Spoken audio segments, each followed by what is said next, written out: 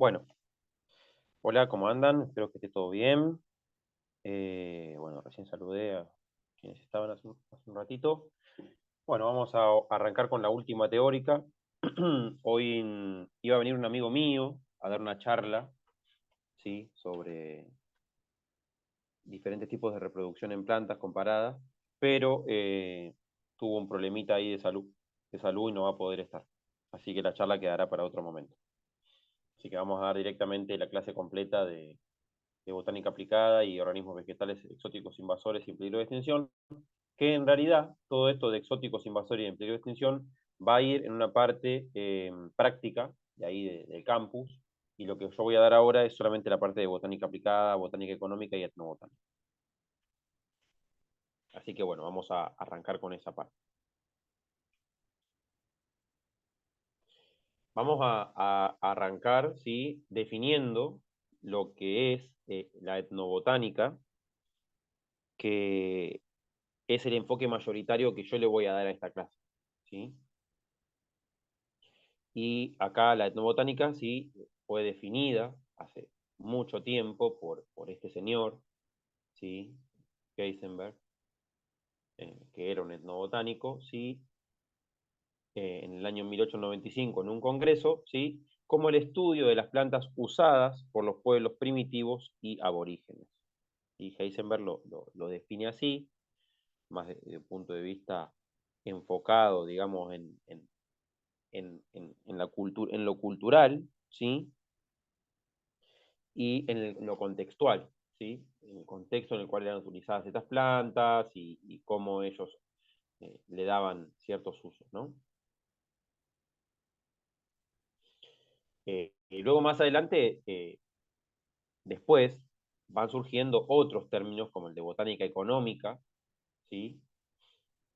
Que quizás ya estaba medio instaurado, pero la botánica económica tiene que ver, y ahora vamos a ver, con otros aspectos, ¿sí? Del uso, más que nada, más directamente relacionado al uso y al posterior, y a lo posterior que viene es la aplicación, digamos, y algún rédito económico que se le puede sacar a eso, ¿no?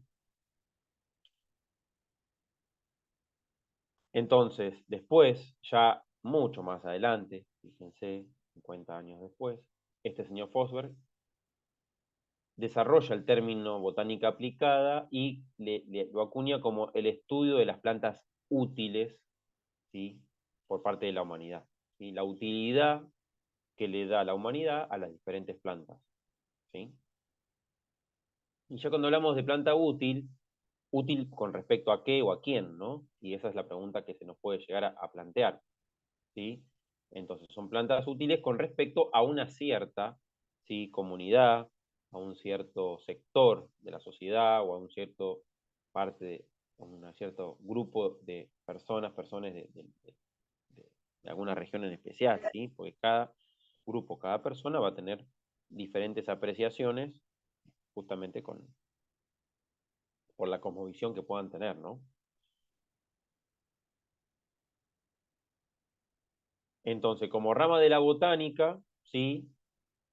También podemos hablar de la etnobotánica como rama de la botánica y es el estudio, ¿sí?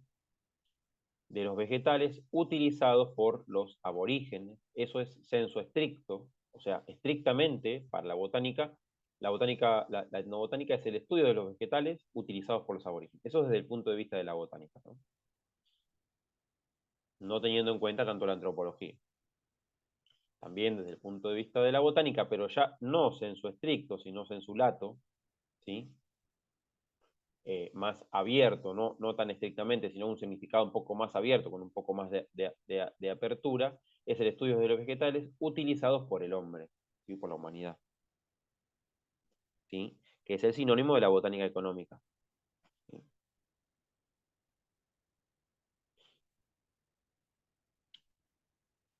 Ahora, desde el punto de vista de la antropología, ¿sí? Desde el punto de vista de la antropología, acá la definición es otra, porque la visión científica que tiene la antropología es muy diferente a la de la botánica. Entonces, ahí tenemos que es el estudio del rol de los vegetales en determinada cultura. ¿Sí? ¿Qué rol cumplen ciertos vegetales dentro de determinada cultura.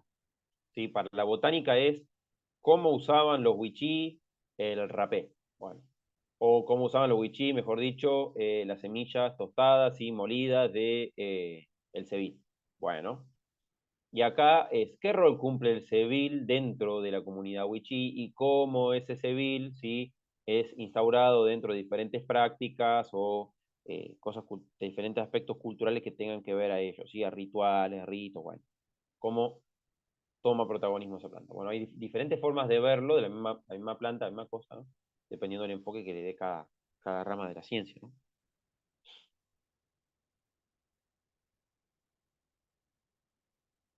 Eh, ya entre 1950 y 1970, ¿sí?, se empieza a relacionar, ¿sí?, la botánica, ¿sí?, con las etnociencias, ¿sí?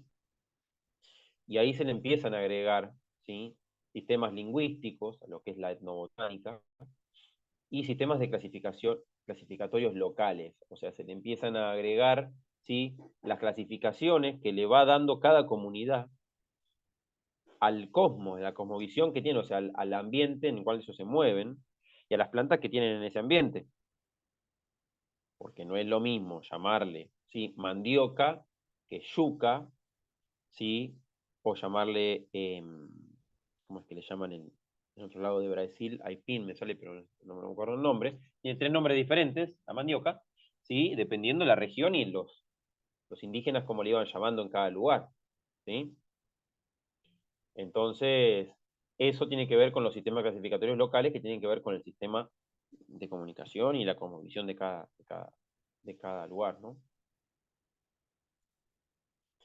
Entonces, como disciplina etnocientífica, ¿sí?, al agregarse esta parte de las etnociencias, ¿sí?, que todo lo etnocientífico bien tiene que ver con técnicas etnográficas, ¿sí?, con técnicas de eh,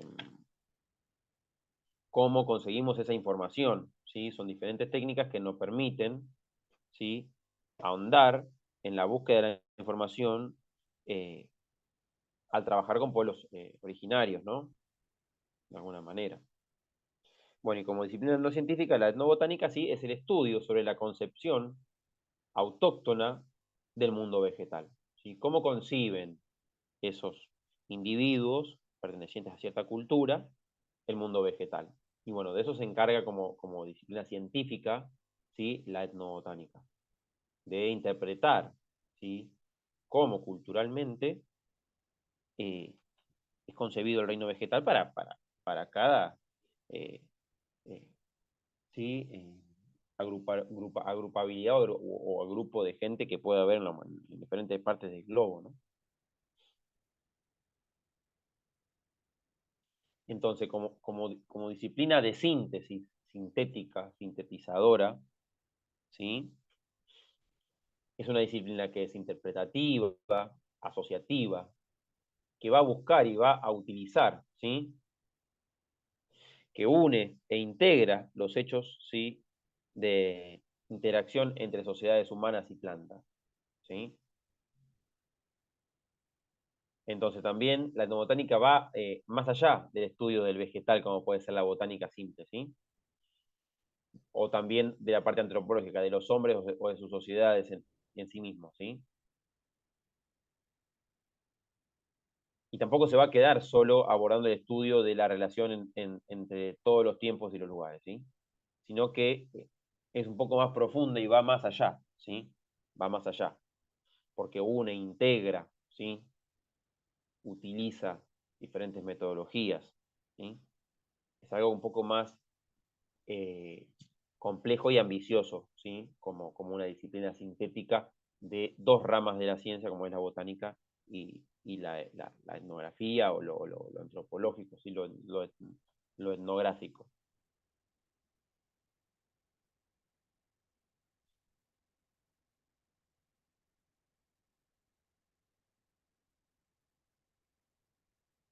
Entonces, ya en el año 95, ¿sí?, la etnobotánica, ya este señor Alcorn, ¿sí?, la redefine y profundiza, ya con todo lo que vine mencionando antes, ¿sí?, y la define como el estudio de las relaciones planta-hombre, incluidos en ecosistemas dinámicos, ¿sí?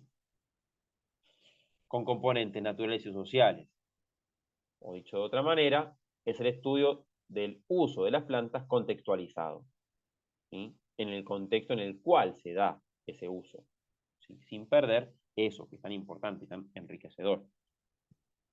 Ese contexto, vamos a decir, la mitología asociada, el uso que puede haber, el nombre, costumbres, valores, todo lo que involucra a una sociedad, ¿no?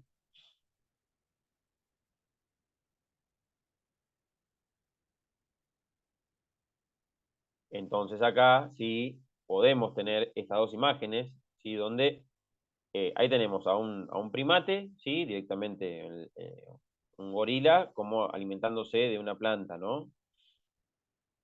¿Cómo es la utilización, sí, en ese caso de las plantas? Bueno, por los primates. Bueno, también se puede ver cómo utilizan la hoja de coca en cierta cultura y de qué manera, ¿sí? Eso influye en diferentes ritos y cómo va a ir cambiando la cosmovisión, la configuración, ¿sí? Cultural de acuerdo al uso de esa planta o cómo es la planta insertada en todo ese sistema de códigos y diferentes aspectos culturales, ¿no?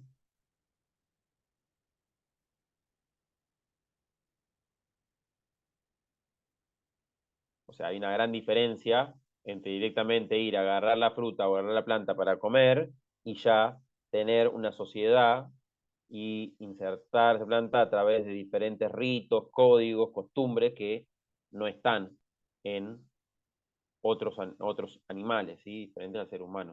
O sea, cuando hay cultura, cuando aparece la cultura como herramienta, como lazo conector y como, ¿sí? Una tecnología que nos permite a nosotros evolucionar mucho más rápido y crecer, formar sociedades, aparecen todo tipo de cosas y claro, los vínculos con la naturaleza son diferentes y de otra manera.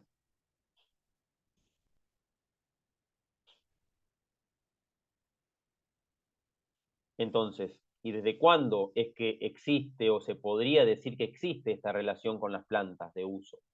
¿Sí? Y bueno, hay diferentes personas que hablan, ¿no? Y que van buscando datos y entonces se va sacando cierta información. Y bueno, ¿desde cuándo podría llegar a ser? Y bueno, los primeros bípedos, ¿sí? Australopitecinos, gráciles, ¿sí? Que eran frugívoros, que sean gráciles y robustos, ¿no? También comían raíces y nueces, ¿sí? Los primeros, luego también los primeros Homo, ¿sí? Los primeros primates del género Homo, con el acceso a la carne y la sapientización, ¿sí? O sea, todo esto es un proceso, ¿sí? Que se va dando, donde los primeros bípedos, que son, ¿sí? Australopitecinos, que son gráciles, o sea que todavía se pueden colgar de los árboles y que cuando caminan, sí, caminan no completamente erguidos, sino que pueden apoyar la- las manos y caminar de a cuatro patas, por decirlo así, no de a dos, ¿sí? Que son robustos, que van a ser frugívoros y comer nueces. Bueno, ya empiezan ahí a tener una relación un poco, un poco diferente a la que podría ser otros primates, ¿sí? Otros primates. Ya empiezan a reconocer qué árboles sí, qué árboles no, a buscarlos, ¿sí? A tener recorridos, a hacer un poco más esto de ser nómades y recolectores, ¿no? Y después, bueno, ya con los primeros homos y el acceso a la carroña, ¿sí? Hace que el cerebro tenga un desarrollo exponencial, ¿sí? Con el acceso a esa proteína de buena calidad, estamos hablando acá en el Paleolítico o antes, ¿sí? Y ese proceso de sapientización, donde ese Homo, luego de todo este proceso de sapientización de miles de años, pasa a ser el Homo sapiens sapiens, ¿sí? Eh, con ese suministro sistemático de carne y el aumento de la dieta. Pasamos de ser, ¿sí? Meros vegetarianos por la animalidad, por decir así, por lo instintivo, por lo que ya venía de herencia, por ser primates, a sumarle esto, ¿sí? Y dejar de ser primates como el resto para ser un primate diferente del género Homo, ¿sí? Y más específicamente dentro del género Homo, del tipo con epíteto específico Sapiens, subespecie Sapiens, ¿sí? Como ya, bueno, entrar en otra categoría, pero todo esto viene de la mano de un enriquecimiento de esa dieta, ¿no?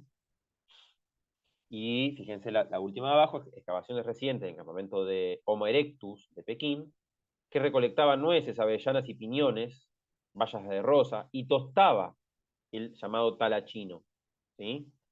O sea que ya estamos hablando ya de utilizar el fuego para mejorar ese alimento. O sea que acá tenemos un avance aún mayor del vínculo ese y entender que tostada la semilla no es lo mismo que cruda, ¿sí? No, ya sea porque, por el sabor y porque lo nutricional también mejora, ¿sí? O sea, con el advenimiento de esa sapientización, ¿sí? De poder hacer diferentes tipos de, resolver diferentes tipos de situaciones de una manera más eficiente, con un cerebro más grande y con hacer operaciones, ¿sí? Ya sea de usar el intelecto de diferente manera, ya permite también otro desarrollo y otro vínculo con las plantas, ¿sí? O sea que esto viene de hace ya milenios, ¿sí?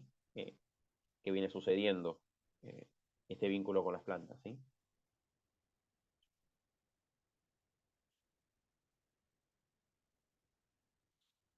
Y bueno, las plantas para la humanidad guardan tanto significado como culturas tenemos, ¿sí?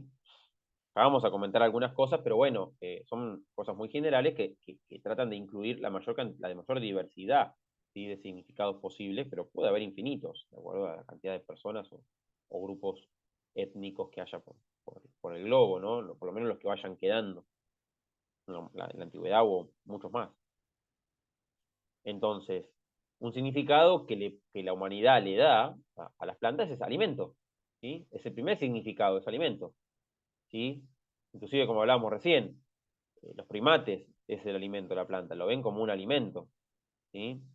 Luego se empieza a ver cuando ya hay una sapientización, ya también no solo como alimento, sino también se lo empieza a ver como, eh, ¿qué pasa? No solamente como alimento, sino como medicamento, ¿sí? Como medicamento, cuando ya hay una sapientización. Pero antes de verlo como medicamento, ¿qué pasa? Lo tomamos como alimento porque es un alimento seguro, porque es un alimento que está estático, que no se mueve, que no va a migrar, que va a estar siempre en el lugar, que sabemos que si nosotros encontramos un lugar donde recolectar bayas, año tras año vamos a volver a ese lugar, y si no talamos las plantas, van a estar. Obvio, eso era en el pasado, ahora ya sabemos que cuesta más. Pero en el pasado era así, o sea, es un alimento seguro porque sabemos que va a estar ahí, que no se va a estar moviendo y que no tenemos que cazarlo, sino que tenemos que saber que en tal momento, en tal fecha, va a estar y vamos a ir y cosechar, ¿sí? Y además, sí, con el aumento también de la especialización y el estar en conjunto, en comunión con gente, en comunidades y luego en sociedades, permite también un desarrollo aún mayor de las capacidades cerebrales, ¿sí? Porque se empieza a utilizar áreas del cerebro, entonces ahí claro, empieza la posibilidad de producir estas plantas que son un alimento, ¿sí? Y qué pasa? Al haber producción hay mayor cantidad por unidad de superficie. Entonces ahí se nos hace más seguro todavía esa fuente de alimento. Entonces, a la humanidad, claro, como fuente de alimentos es algo extremadamente seguro y una fuente de confianza, si bueno, sé que siembro trigo y voy a tener harina, o por lo menos voy a tener trigo para hacer sopa o lo que sea. Sé que siembro maíz y lo puedo guardar. Y bueno, y si no, sé que si sé dónde hay piñones, puedo ir y buscar los piñones y comer de esos piñones del pino. Y así, ¿no? No sé dónde hay árbol de mango, de palta y puedo ir a buscar, ¿sí? Eso es la seguridad que me da un alimento que está, que sé que va a estar siempre ahí, ¿sí? Comparado con el alimento de animal, ¿no? Que sé que hay que ir a cazarlo, que hay que ir a buscarlo. Bueno, y como medicamento ya es un significado más avanzado, ¿no? Porque ya involucra también un cierto conocimiento de para qué puede llegar a servir cierta planta, un cierto campo de aplicación o de búsqueda y de observación de qué pasa si la como, qué pasa si no la como, qué pasa si la uso por fuera, si me tomo el jugo, no sé, diferentes cosas. Entonces ya involucra también un grado de avance social importante, ¿sí? Para poder entenderla y usarla la planta como un medicamento. sea, no es lo mismo, ¿sí? No es lo mismo que usarla como alimento meramente, sino que ahora es como medicamento, como una medicina. Entonces ya involucra más cosas, más aspectos sociales, más aspectos culturales, una cultura, ¿sí? Cada vez más creciente, porque la cultura es eso, ¿sí? La cultura son todos los rasgos, ¿sí? De la sociedad, ¿sí? Eh, que se van transmitiendo de generación en generación de forma escrita o hablada, ¿sí? Entonces se van transmitiendo los valores, ¿sí? Los conocimientos de diferentes tipos, se van transmitiendo, también ahí, no me sale la palabra ahora, eh, los códigos, los ritos, todo lo que hace a una sociedad se va transmitiendo y esto se va acrecentando. Entonces, todo lo que la humanidad hizo antes, me lo transmite a mí y yo no arranco de cero, sino que ya arranco de un conocimiento sistematizado, cultivado por la sociedad, ¿sí? Entonces la cultura es una herramienta muy grande y que muchas veces no nos damos cuenta y no la utilizamos, ¿sí? Y queremos empezar de cero y obviamos el conocimiento que ya está generado. O sea, la cultura es como, o sea, también, o sea, el conocimiento científico también está basado en la cultura, sino es un conocimiento que se va sistematizando. Y yo voy creciendo por sobre lo que mi compañero ya hizo, y me baso en el conocimiento de él para seguir aumentándolo. Con esto es lo mismo, la cultura se hereda, ¿sí? Es la mayor herencia que tiene la humanidad y es lo que permite a la humanidad ser humanidad, ¿sí? La cultura. ¿Sí? Es tremendo como tecnología, ¿sí? Y es lo que nos permite despegarnos del resto de los primates y estar en el género Homo y específicamente Homo sapiens. Entonces, como medicamento, ¿qué pasa? El 90% de las farmacopeas nativas tienen un origen vegetal, ¿sí? Tienen un origen vegetal. El 25% de los medicamentos oficiales tienen un origen vegetal, ¿sí? Entonces acá ya hay un uso tremendo y claro, y un significado importantísimo para la humanidad. Y hoy por hoy se está volviendo un poco a estas farmacopeas nativas, ¿no? Como para buscar un poco más algo no tan químico, ¿sí? Buscar algo más orgánico, más natural. Y después, bueno, hay otros usos, ¿sí? Como fibras y colorantes, por ejemplo, ¿sí? Que se dan también a las plantas y que guardan un significado para la humanidad, ¿sí? El lino como fibra y como colorante, ¿sí? El cáñamo como una fuente de fibra importantísima que hoy está en desuso, pero que se está volviendo a usar de a poco, ¿sí? Bueno, el algodón ni que hablar, ¿sí? El yute, eh, las fibras provenientes de los hibiscos o las rosas chinas, ¿sí? De la familia Malvaceae, todo eso son fibras que por ahí nosotros no las tenemos en cuenta, pero que se pueden recontra usar, ¿sí? Para eh, trabajar y hacer sogas, ¿sí? Hacer diferentes tipos de telas. Bueno, son cosas que están ahí. Bueno, y los colorantes ni que hablar, ¿sí? La mayoría de las plantas tiñen, o muchas son tintorias, y muchas veces no estamos teniendo en cuenta y a veces compramos el colorante directamente, ¿sí? Teniendo la planta ahí afuera, teniendo la planta ahí afuera.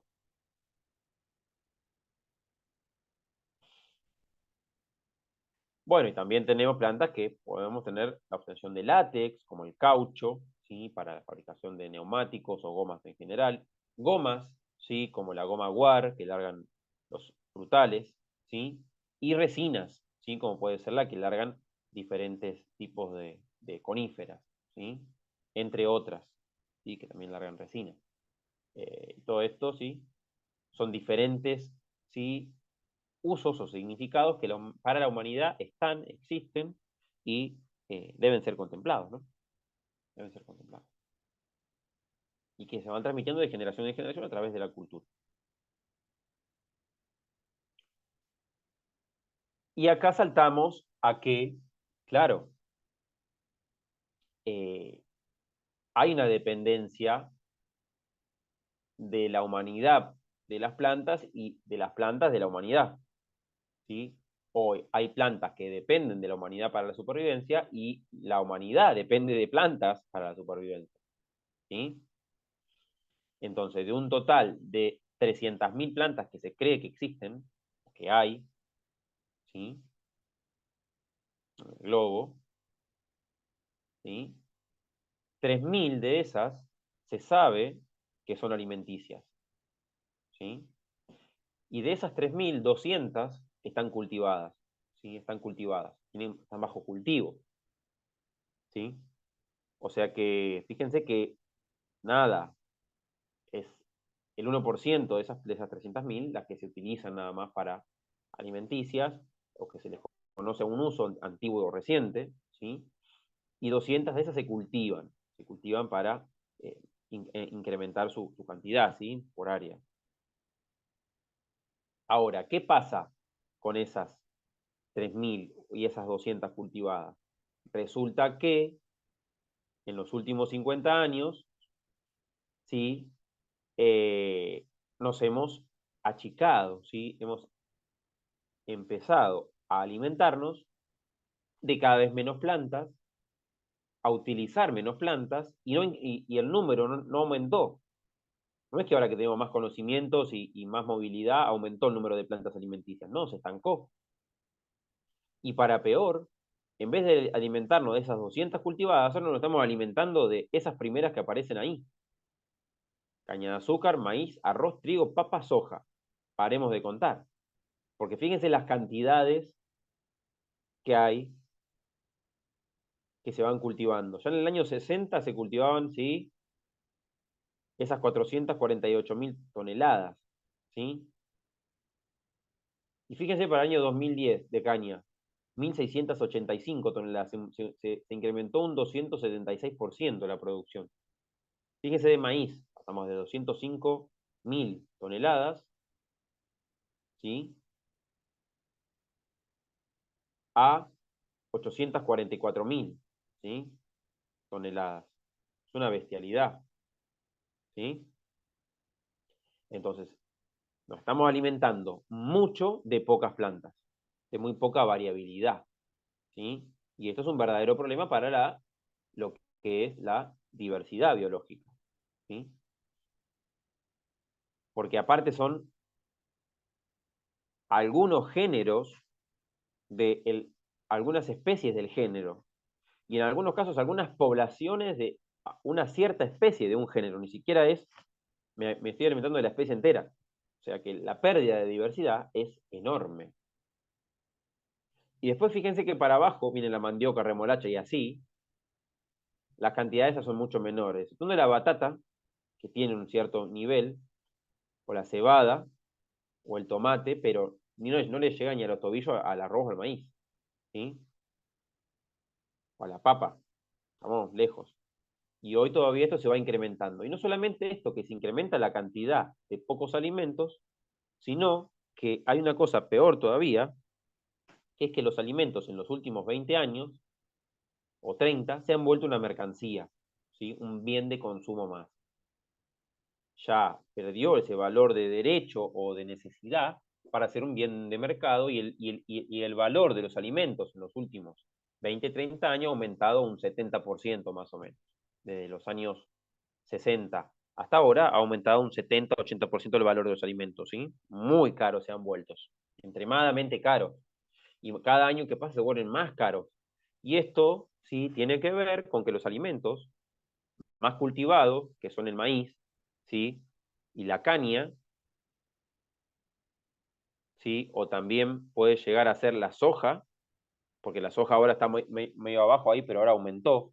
La soja está casi debajo del maíz. Tanto la caña como el maíz como la soja son utilizados para hacer biocombustible. O sea que el 60-70% de la producción de eso se va para biocombustible. Entonces ahí tenemos, claro, un desvío de esa comida que en vez de ser para alimento, son utilizados para biocombustible. Y resulta que tanto el maíz como la soja fueron la base alimentaria vegetal de dos culturas muy grandes. La cultura americana, que tiene que ver con todos los indígenas de América que tenían la base del maíz, y la cultura asiática, con todos los indígenas asiáticos que tenían la base soja, ¿sí? Chinos, japoneses, ¿sí? Comiendo soja para todo. El tofu es el mejor ejemplo, ¿sí? O sea que dos lugares donde la base alimentaria eran esas dos, ¿sí? Especies, ahora están sufriendo, claro, con el aumento de los precios, porque claro, porque ese alimento ya se desvía para ser biocombustible. Y ahí hay un tremendo, digamos, problema, ¿no? Un problema bastante áspero, ¿sí? Que bueno, es lo que estamos viendo ahora, básicamente, ni más ni menos. Pero bueno, es esto, ¿no? La concentración, o sea, pasamos, ¿sí? De 300.000 plantas, 3.000 alimenticias, 200 son cultivadas y de las 200, hoy por hoy, comemos la mayoría estas primeras 6 plantas que están acá, ¿sí? Caña, maíz, arroz, trigo, papa, soja. Eso es donde más le entramos. Después el resto son menores, se cultivan, pero tampoco la locura. Pero bueno, estamos especializando en esto. Y como dije antes, ni siquiera ves en la especie completa, sino en una población de esa especie. Entonces, peor todavía, la pérdida de diversidad es abismal. Y acá tenemos algunos ejemplos de esos cultivos, ¿sí? Las 6 plantas más cultivadas del mundo: A, caña de azúcar, ¿sí? Saccharum officinarum, ¿sí? Cultivo en Jujuy, Argentina. A. B, maíz, sea maíz, cultivo en Jujuy, Argentina también. Eh, Arroz, ¿sí? Oryza sativa, cultivo en Ecuador, ¿sí? La C. La D, tenemos el trigo, Typhus aecium, ¿sí? Cultivo de la zona pampeana de la Argentina.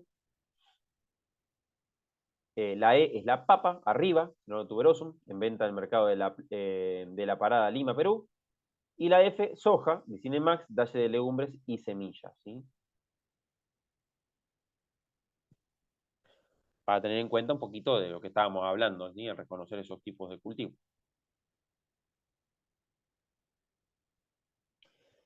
Bueno, ¿y qué pasa? Claro, para el tema de la etnobotánica, cuando se fue complejizando ya,